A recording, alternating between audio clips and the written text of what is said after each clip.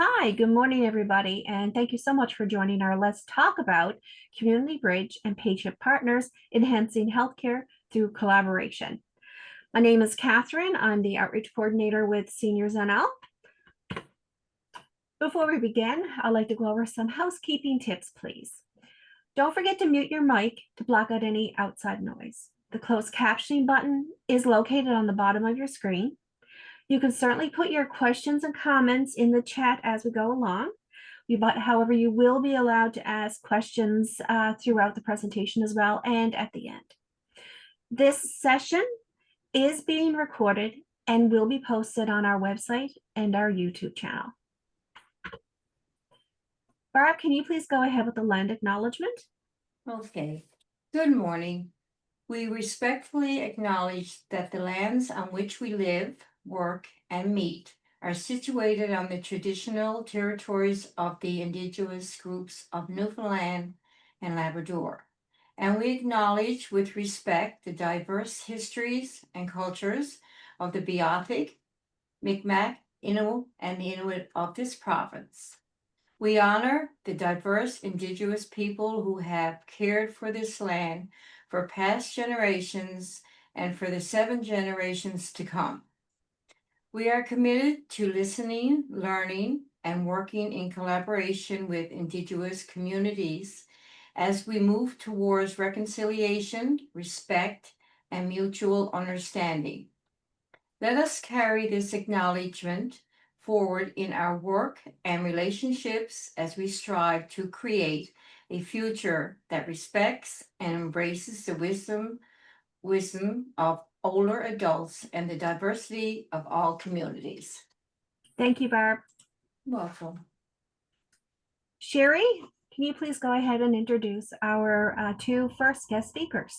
Sure thing. Harim Jun is an international student advisor with the Internationalization Office at Memorial University, where she has worked over 4 years. She supports new international students in their transition to life in Newfoundland and Labrador through programs that help them settle successfully. Her work includes housing advising, coordinating tax programs, and creating initiatives that foster community integration. Harim is the creator and supervisor of the Community Bridge Program, a government-funded initiative that connects international students with senior mentors in the community. She is passionate about helping international students build connections and thrive in their new environment. Thank you. And can you also introduce Ben? Sure. Ben Roque is a graduate assistant with the Internationalization Office at Memorial University as the program coordinator of the Community Bridge Program. As program coordinator, he helps facilitate events and acts as a liaison between senior mentors and international students mentees. Prior to his work at Community Bridge, Ben lived in the American Midwest and Boston area, where he was involved in several volunteer opportunities aimed at improving the lives of individuals in his community, both young and old. Ben earned his PhD in physics from Clark University, examining oxygen consumption in stratifying microbial mats as an analog for understanding the effects of climate change in a natural environment. He is currently working towards his Master of Science in Earth Science, Geophysics degree, combining machine learning techniques and seismic data to automate finding offshore reservoirs with potential for carbon storage. Thank you so much. Okay, Ben, I'm going to go ahead and stop sharing my screen so you can go ahead and share yours. And thank you, Sherry. Oh, thank you. You're welcome, Catherine. It's all over to you, Ben. Lovely. Okay, I'm gonna share my screen. Okay. Yeah, welcome everyone. Harim and I are gonna present on the Community Bridge Program. So this is this is kind of Harim's project, and I'm kind of working under her for this. But the idea is to link seniors with international students. There we go. Yeah, so I just start off with a mission statement, just covering the who, what, and why. So who is this program aimed at? It's aimed at seniors, so 55 plus, who are fairly independent, and then international students who are new to the province and are looking for ties into the community. And so, yeah, so that's kind of like the whole why is that we're kind of trying to build this community here where you end up with international students feel tied to Newfoundland and not just, here to get a degree. So, try to increase that retainment. Yeah. And so basically we're advertising to SeniorsNL to try and recruit for the next cohort. So this would be for the spring semester, so January to March. And so what you'd be looking to do is support, share, and connect your experiences here in the province. So, you'd be supporting international students in like their personal lives, sharing like the culture of Newfoundland and your own experiences that you've had living here, and then providing that like local community connection. Yeah, and I guess to appeal to like the ego, the ego and the super ego. So to appeal to like persons, as a mentor, you'd be passing on your life experiences. This would give you an opportunity to meet on a weekly or bi-weekly basis to have conversations with someone who, is new, someone who you haven't like spoken to for the last been continuously talking to for the last 20 years. And then, yeah, just kind of contributing to the growth of like Newfoundland as like a community, and yeah, the region.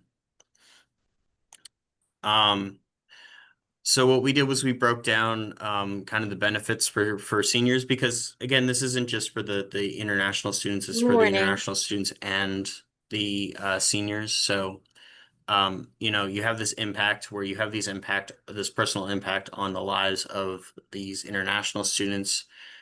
You have this opportunity to connect with them, and learn about these different cultures.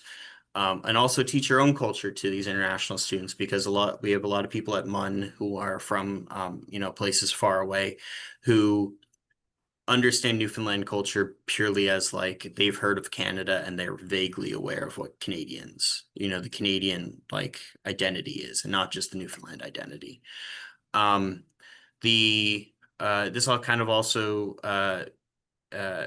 provides an opportunity to stay active, either like meeting up with people, or we do, I'll get to this later, but we also do events, so that you'll have this opportunity to also go to a place and like meet up and have something to look forward to and do stuff like that, beyond just meeting up with your mentees. Yeah, and then again, this whole sharing of life experiences, we're trying to like focus on that, to create this connection and provide this cultural exchange. Yeah, and then just strengthening and leaving legacies, I've kind of explained already. Yeah, so the program is not too complex. So if you are interested in joining the program, or if this sounds interesting to you, at the end of the presentation, we'll have links on how to sign up for it, or sign up for the next cohort. But the process, the way that it will work is that you sign up, and then we also have a separate link for students to sign up. And so we have that two lists going, and then we'll ask you a whole bunch of questions, right? So, what are your hobbies? What are your interests? What are you looking to get out of the program? Things like this, like demographic information. And then we'll ask similar questions to the students, and then we go through and we match up students with senior mentors. And the idea is to try and create these personal relationships that last longer than the program.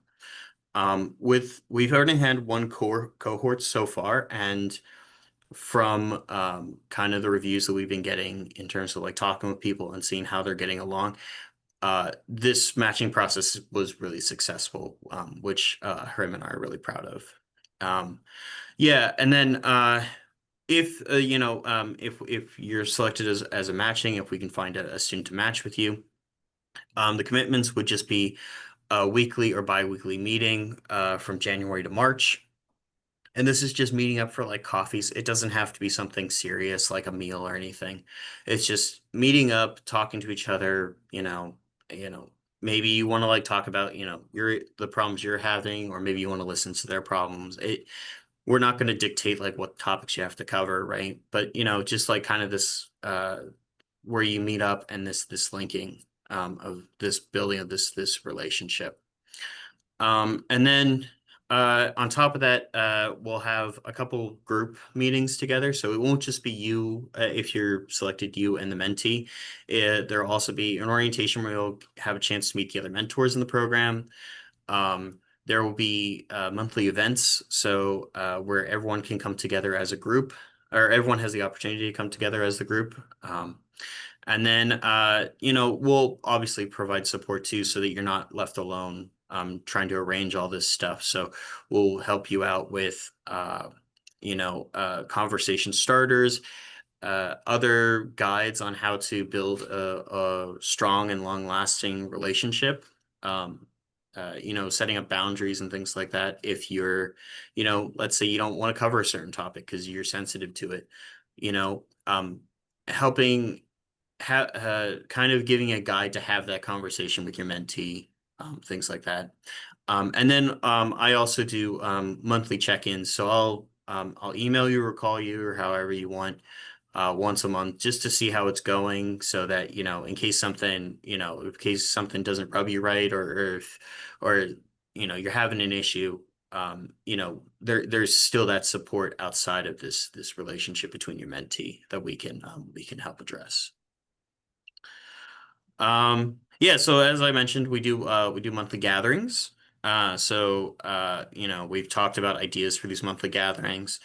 Some of them have been like trail walks or movie nights or potlucks, museum visits.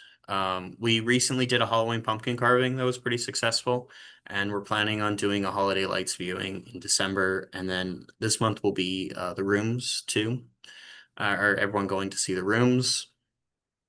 Kind of all of this is facilitated or helped facilitate through the internationalization office. So if you haven't been to MUN, the internationalization office has a fairly nice social space that we're allowed to use, which is great for hosting these events.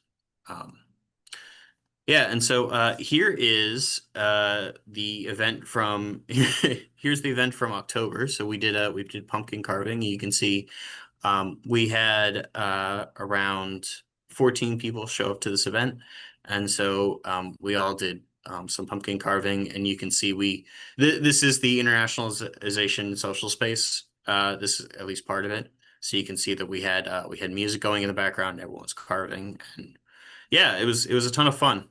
And of course, all the supplies were provided by the program.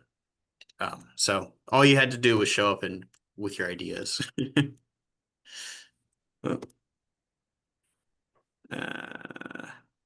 Oh. Oh no. Can everyone still see the screen? No, Oh, it's not black. lovely. Yeah, no, we don't see anything right now. Okay, hold on. I'm gonna Stop sharing and reshare. yeah, I'm gonna fix this. There we go.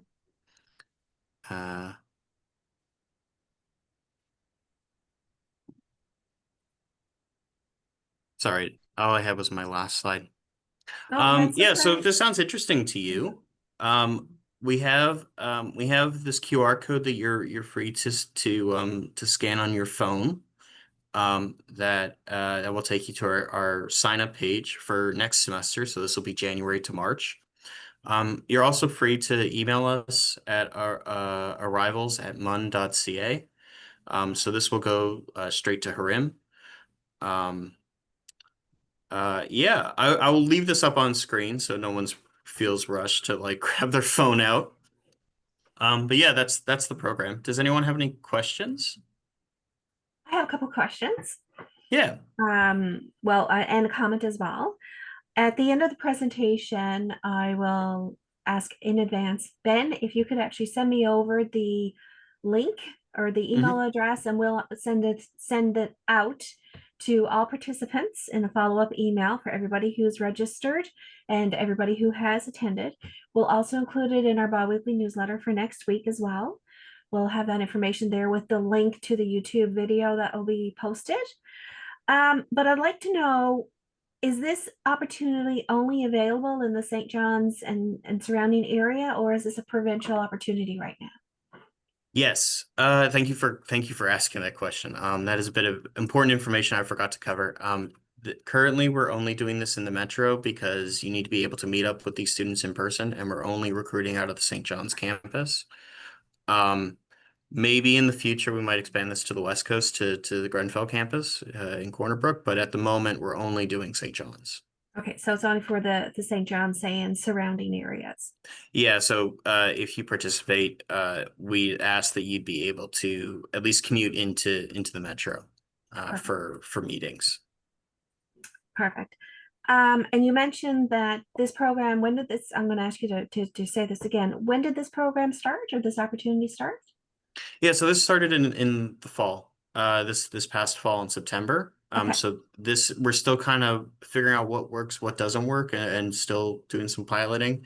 That's not to say that, you're not going to receive something, that's half baked, because we put a lot of thought and care into especially how to like match mentors and mentees so that, that relationship is as strong as possible.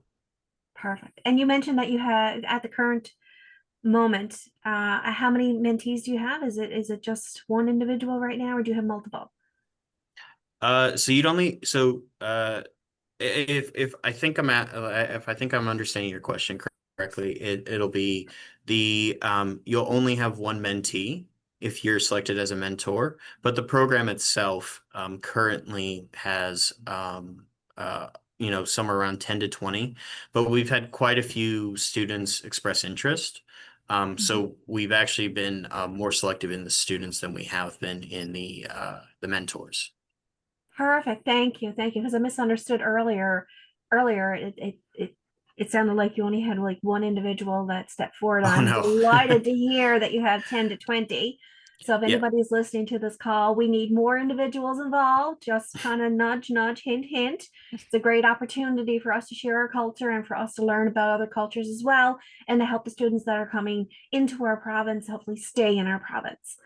So that's yes, I just wanted to chime in that we had overwhelming responses from international students who want to connect with seniors and adult mentors from the place. They really are eager to learn about the place, and they want to stay after their studies as well. But then what's important is that they need to feel belonging here, and then I think it is going to provide a bridge for them to the community. That's why it is Community Bridge. And then how it started is we are getting funded by Newfoundland's government OIM, the Office of Immigration and Multiculturalism. And then we got the funding of the NLCIP Settlement Integration Program, which started in August. So it's the first time, like a brand new program, and then it's kind of pilot stage at this point. That's why we aimed only for 10 mentees and 10 mentors for the first cohort, and we exceeded it, which is really great. But we want to see more success in the coming semesters, and that's why we're doing this. Absolutely, we hope so. And I mean, that's one of the reasons why we have you on today. And here at SeniorsNL, we're going to do everything we can to help you spread the word. And I have a question. Absolutely. So did this start last fall, and it would have been helpful for seniors to get involved in the better weather season during the fall vis-a-vis the winter snowy season? And how many seniors did you in the fall? Did you have seniors or people below 55 as mentors? We are aiming for all the senior mentors. Mentors are supposed to be, or well, we welcome under 55 too, but we thought like seniors are the best people to give their wisdom and experience to international students. So our primary focus, and then actually main focus is seniors who is over 55 or 55, and yeah, we have all the mentors in that range. Hi, Chuck. Hi, Harim. Good to see you. You too. Thank you so much, Chuck, for your question. Anybody else have any questions that you or comments that you would like to pass along to Ben and Harim? Anything else, Ben, that you would like to add, say? Yeah, I guess just to add on to Chuck's thing, Chuck's question.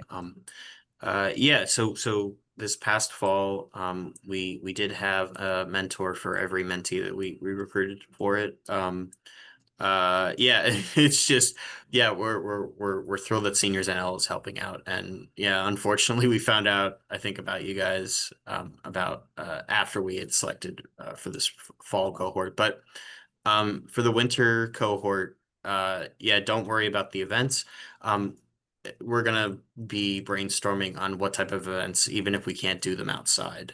You know, it won't be it. You shouldn't feel like the fall events were better than the spring events or vice versa. And our winter came in overnight, Yeah. unfortunately. Does anybody else have any questions, comments? No? Okay. I'm posing the question out to Ben and Harim. Are you guys finished with your presentation? Would you like us to move on to our next guest speaker? I'll ask Uh, one more question. Yes, absolutely. So if this is successful, do you intend to do it over the spring and spring semester as well, all year round, if it's successful? Good question. I think everything is possible and on the table. We have to see like make this success, and then so that we can have continued funding to operate the program. Then yes, but it is for semester by semester, and yeah, I understand your concern because it was really nice in the fall, like the mentors and mentees, they met and then go for a walk and then had a chat, and then you know, that was like really nice things to see. But for the winter, yes, it might be a little limited, but it has to be successful in the winter so that we can have spring or summertime cohorts. I hope it answers your question, Chuck. Yes, thank you. And again, if there are no other questions for Harim and Ben, then you can certainly go ahead and stop sharing your screen. And then I'll go ahead and share my screen so Sherry can introduce our next presenter. I think that's good. Yes. Okay, perfect. Thank you so much. Give me one more moment there. I'm going to share my screen again. Okay, Sherry, could you please go ahead and introduce Mary?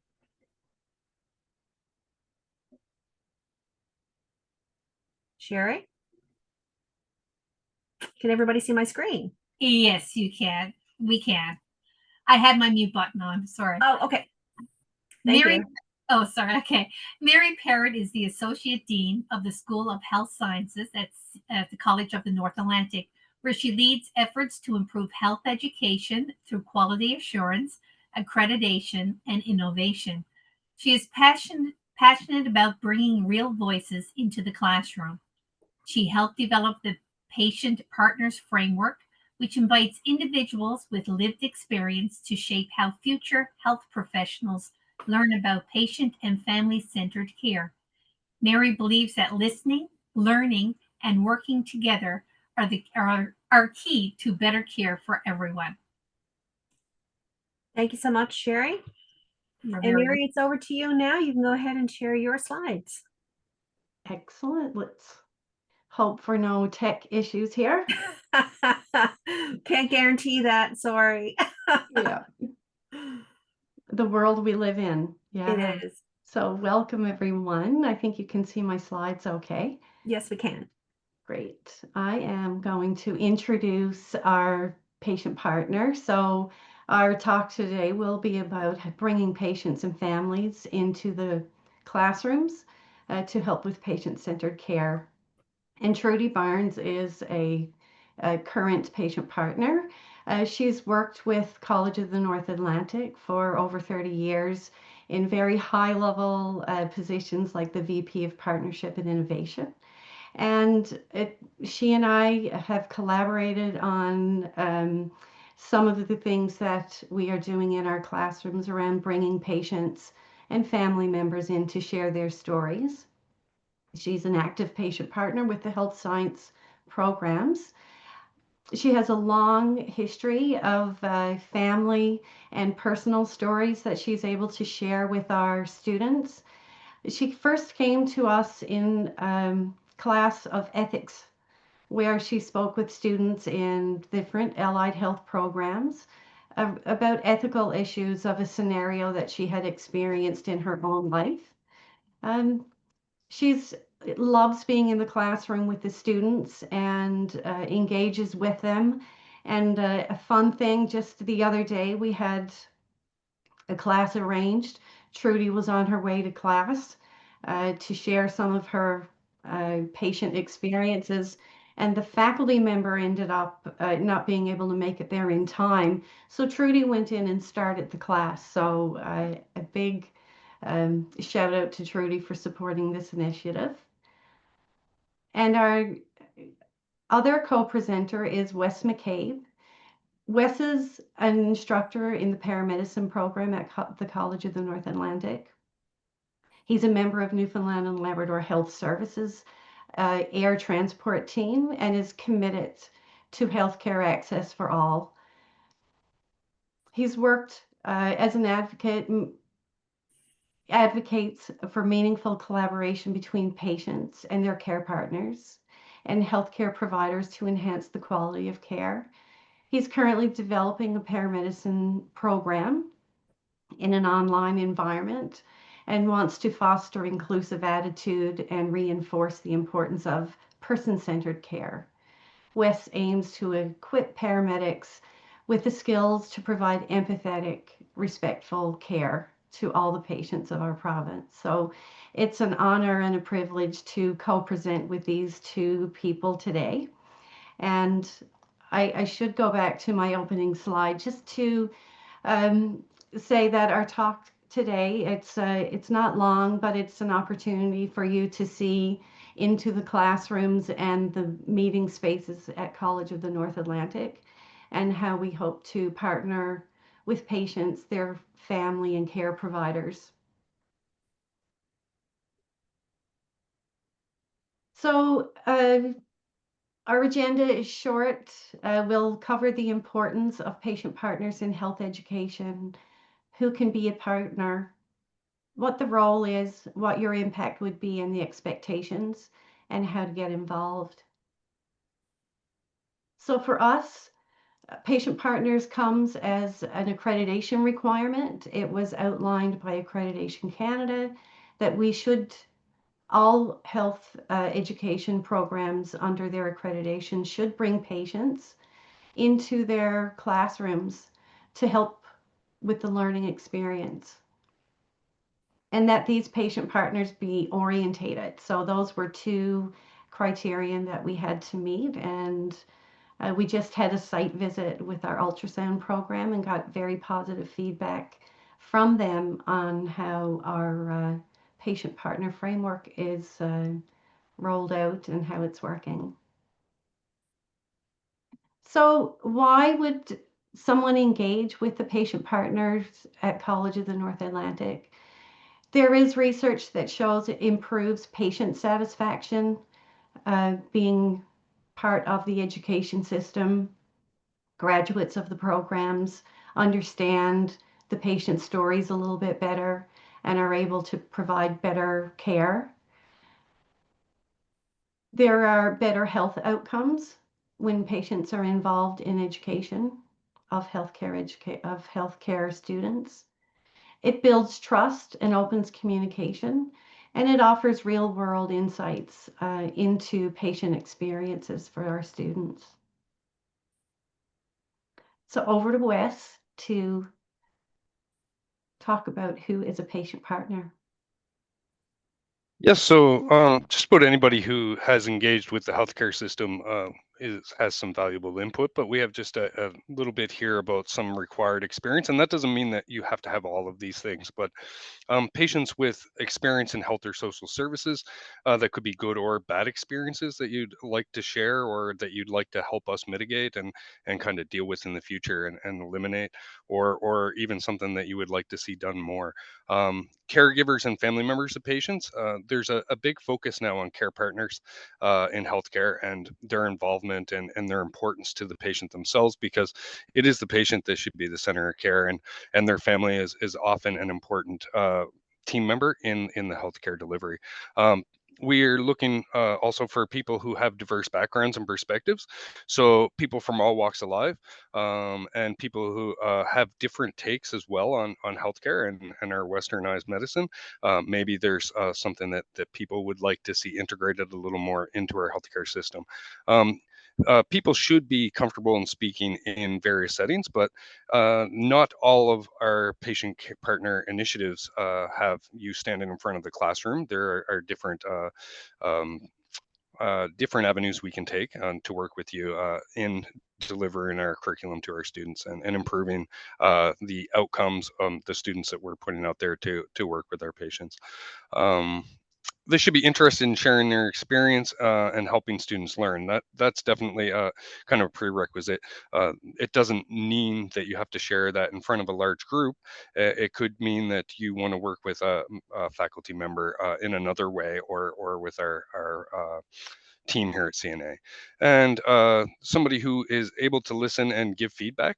Not only listen would be more listening to our students and how they're interacting, and giving us and our students both some useful feedback, and the faculty would facilitate all of that as well, and we'll talk about that in a little bit.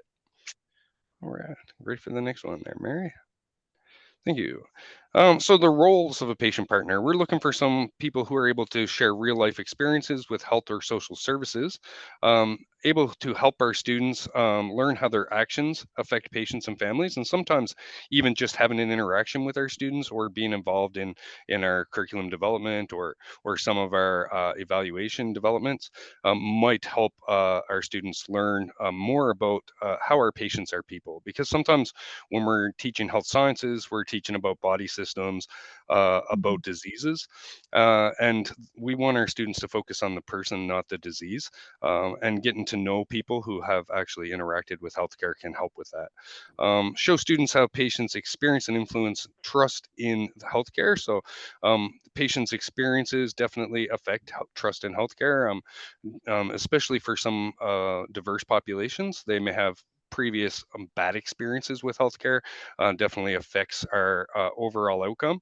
And it's important that our students understand that the impact that maybe some poor experiences with healthcare can have on somebody's healthcare access in the future, maybe even their reluctance to reach out for help when they're needed, or to reach out for social services that they might need, and help our programs better align with patient-centered care. So again, kind of going back to teaching our students that it's people that we're treating, not diseases, and that's kind of our focus, and that there are more members of our team than we sometimes think of. We may think of the healthcare team without thinking of those patient partners or their care partners, the people in their family, their friends, the people that are important to them and that they want to have involved in their care. So, all right, ready for next. So some key areas that we're looking to impact with our patient partner program is teamwork. So showing how teamwork impacts care in real settings, and not only teamwork amongst the healthcare providers, but again, understanding that the patient is probably the most vital member of the healthcare team, that person's input is important, that their caregiver's input is important, that their situation needs to be recognized, where they're coming from, what their needs are, and that their needs need to be met, and how they prefer that care to be delivered. They're integral parts of the team, and we want our students to understand the importance of involving the patient and their family or selected care partners in that team. Communication. Well, we'd like to discuss and kind of evaluate some of our students' communication skills at times.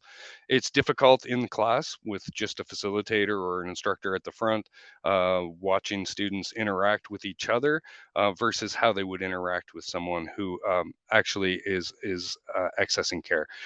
And sometimes it may be better to have an outside person kind of help guide and evaluate our students in their communication practices, where we're all healthcare professionals ourselves. Maybe we have some bad habits that we're passing off to our students that maybe our care partner or patient partners can kind of point out to us, or can see if that are kind of tweak our students' communication styles, and professional skills. So they can also give some insight into the ethical and professional behaviors of our students, and kind of guide them into things that they would like to see, or maybe an experience that they've had where they've dealt with unethical or unprofessional behavior in the past, to give our students insight into how that affects patient care and patient outcomes.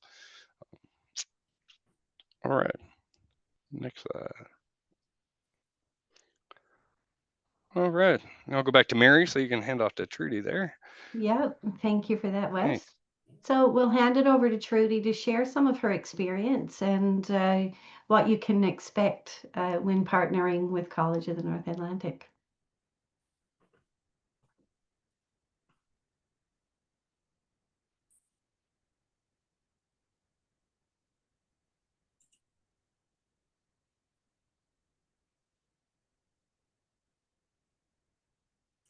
Trudy, you have your microphone on mute. It's down in the bottom. Yeah, I'm trying Perfect. to get it. I'm on my phone, so that doesn't help. Oh, no, that doesn't help. That doesn't help. Can't give you directions there. There you go. So now I got my camera and my phone on, so that's good. My volume on. So some things to expect. It's good to have discussions beforehand, and we do normally have discussions with the faculty member, so the patient partner's not left on their own. They're there with a faculty member, and sometimes Mary's there as well, just to talk about patient partners. And they walk you through the whole process, meetings beforehand, so that you understand what your role is. And we have a training program that we can put you through just to make sure you're oriented to what you have to accomplish in the session you're there for. Because we want the students to learn something, but we really want you to be able to share and discuss what you want to discuss in the classroom. I've presented in two different classrooms, for example, one with ethics and one with communications. So the expectations were little different in that in the ethics course, we were talking about behaviors that, and how they might be interpreted ethically. Whereas in the communications course, we talked about different types of communications and how that can influence care. So just to kind of tailor your discussions depending on the course that you're coming to. But think of yourself as a guest speaker. You're coming in. Instructors there to support you, and therefore, there's no pressure on you to know that you've got to cover certain objectives or anything like that. They'll discuss with you what's the best thing, and you can even write up what you want to say, and then let them have a look at it if you want.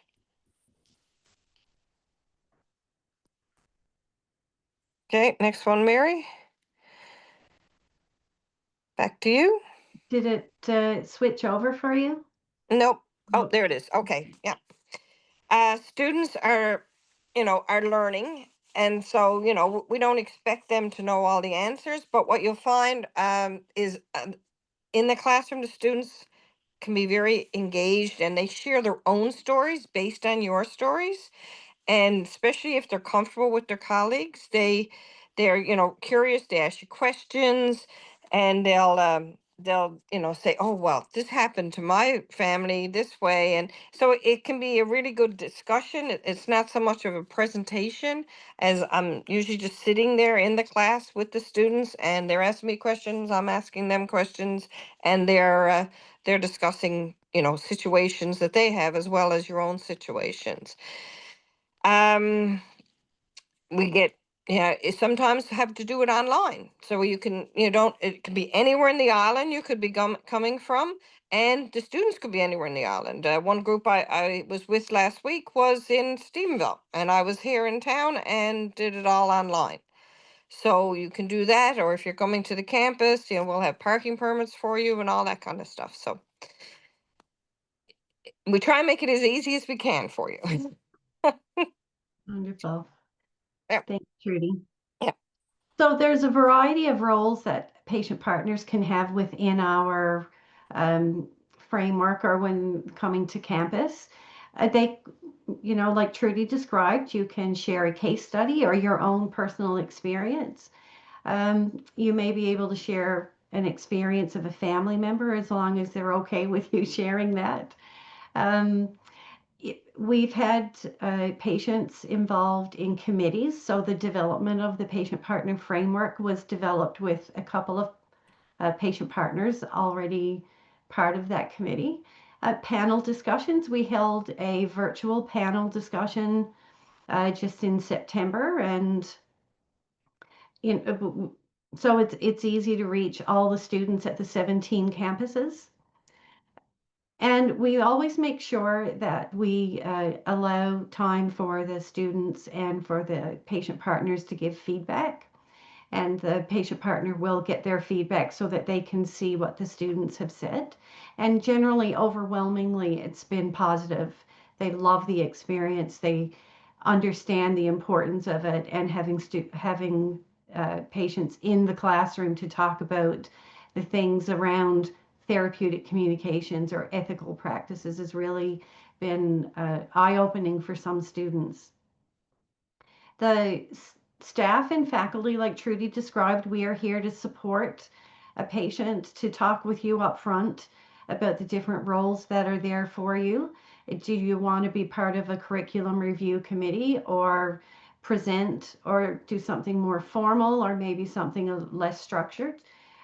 So, if you were interested, then we'd have those conversations to make sure that you're involved in a way that works for you. It's a flexible arrangement. And the role of staff and faculty is to support and to help you develop out your ideas so that we can reach the students in a way that helps their learning and preparation as healthcare professionals. And over to you, Wes. Excellent. So for orienting patient partners, we have a welcoming and inclusive environment. We always make sure that our classrooms are welcoming and inclusive. We'll make sure that the roles are discussed. So depending on what it was that how you wanted to participate would be probably the first thing, and then overviewing what the goals of us in the classroom are, what objectives is it that we're trying to meet, and what way would you like to deliver that message? We will clearly communicate any expectations. The faculty member would discuss this with you, and also during the orientation process. An opportunity to discuss and clarify any information, any questions you might have. The instructors and peers will be here for training and support, and will also be present in the classroom. Not often will we be late, as was Trudy's experience, but we'll be present in the classroom to help facilitate, and any issues arising with the students, or facilitating any classroom discussion, that would kind of be on the faculty themselves. The patient partners participation would kind of be more dictated by how that patient partner wants to participate, and the agreed upon participation level between us and that patient partner. There is a consent form that will be signed, just to kind of consent to the fact that we're sharing some personal health information at times. And all of our students in health sciences do sign confidentiality agreements. So if there's some information that you wish not to be shared outside of the classroom, we can definitely do that. And as Mary mentioned in the last slide, we make sure that feedback is given both ways. So we make sure that the patient partner is able to give some feedback to our students, especially if they were involved in case study development or some sort of evaluation process. And we will also make sure that our students give feedback, which, as Mary said, is most times very positive. If there is a problem with the feedback, maybe it was something in the objectives that we missed, that we'll tweak for next time. But most times it's a very positive feedback, and kind of grateful for the experience. So feedback will be provided after the session. Thanks, All right. Wes. Thank you. And so if you want to get involved, we've done orientation sessions, we've done recruitment sessions, and I think that's how I met Catherine last year, was outreach.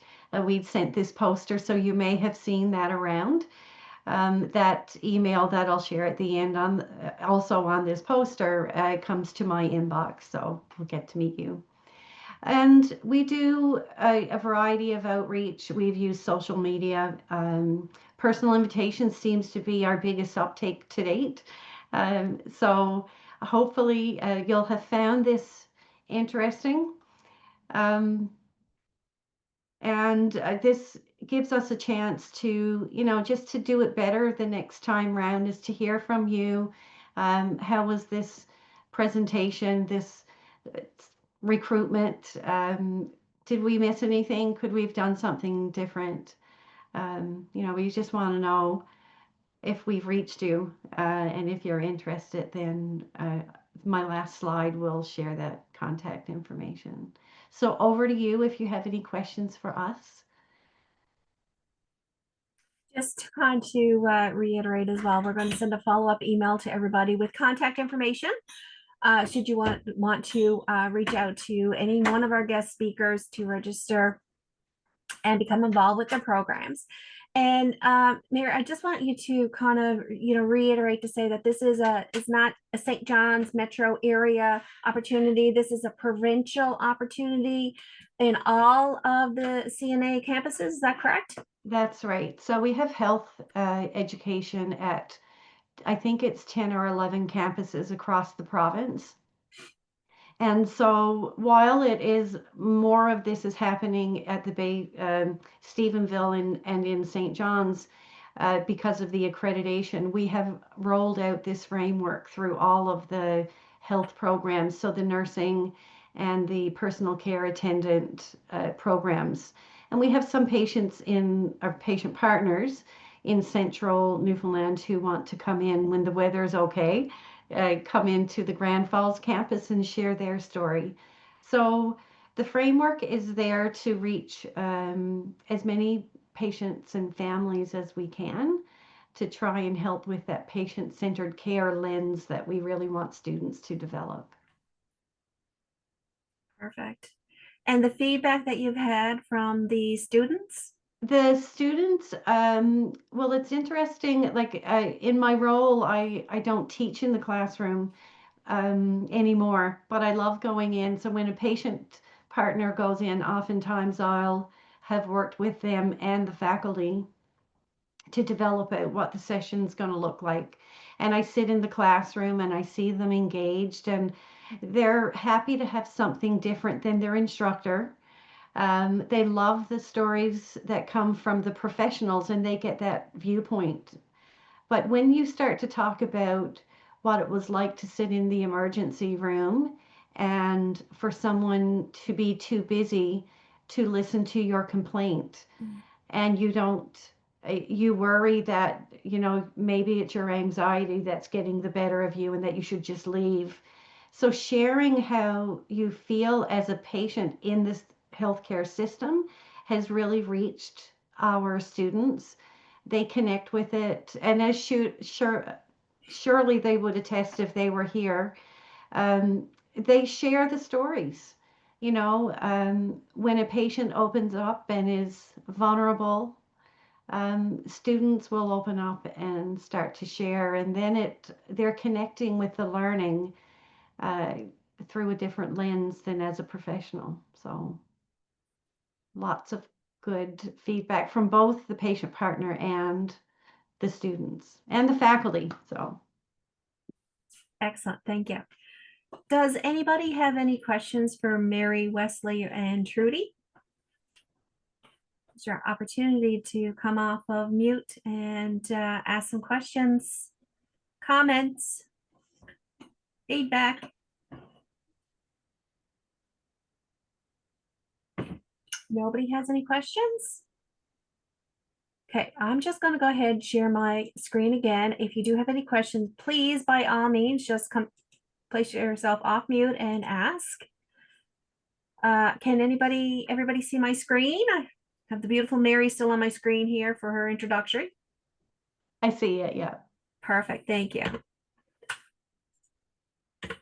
So while we have the floor open still for questions, anybody has any questions or comments for any of our guest speakers and the programs that they've graciously came on today to introduce to us, please, by all means, again, this is your time to ask some questions. And this is a slide that shows a glance again of what SeniorsNL offers. So we do have information and referral.